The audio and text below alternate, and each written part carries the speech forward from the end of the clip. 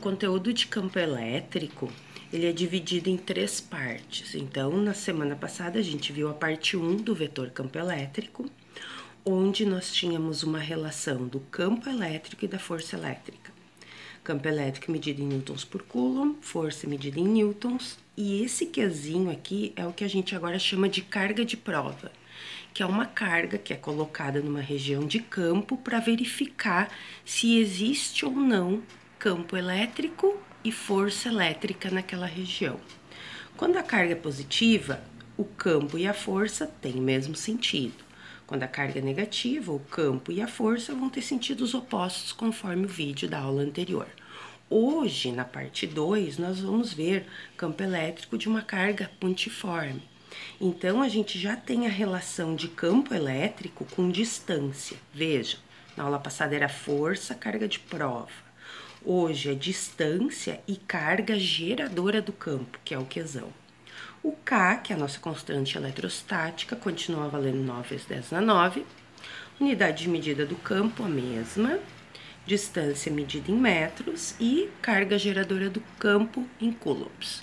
As regras da carga geradora do campo, e conforme foi provado na aula passada, se a carga geradora do campo é positiva, o campo é de afastamento.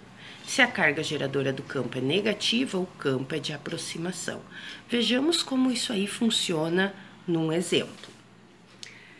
Determine o vetor campo elétrico de um ponto P que está distante 20 centímetros de uma carga geradora de campo eletrizada com 8 microcoulombs. Então, a gente tem que a distância entre a carga e o ponto que eu quero verificar é de 20 centímetros.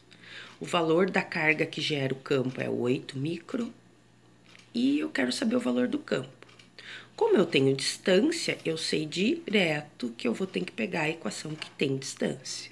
Substituindo os valores, o K, a carga, a distância transformei para metros, ou seja, dividi por 100. Optei por fazer simplificações, conforme a gente fazia em aula, e descobri qual o valor do campo. 18 vezes 10 na 5 newtons por coulomb. Agora nós vamos para a análise desse desenho aqui. Esse desenho não foi dado no problema, então ele pode ser na horizontal, pode ser na vertical ou na diagonal. Eu optei por fazer um desenho na horizontal. Como a carga geradora do campo é positiva, eu botei um mais ali dentro. Coloquei o ponto P, que era o que dizia no problema, o nome do ponto, e a distância na linha de baixo, como sempre fazíamos, distância entre a carga e agora é um ponto. Como essa carga é positiva, antes nós vimos que o campo vai ser de afastamento. Então, se o campo é de afastamento, do ponto eu vou afastar uma flecha da carga. Ou seja, a flecha sempre inicia no ponto e ela está afastando da carga que é positiva, ou seja, está indo para a direita.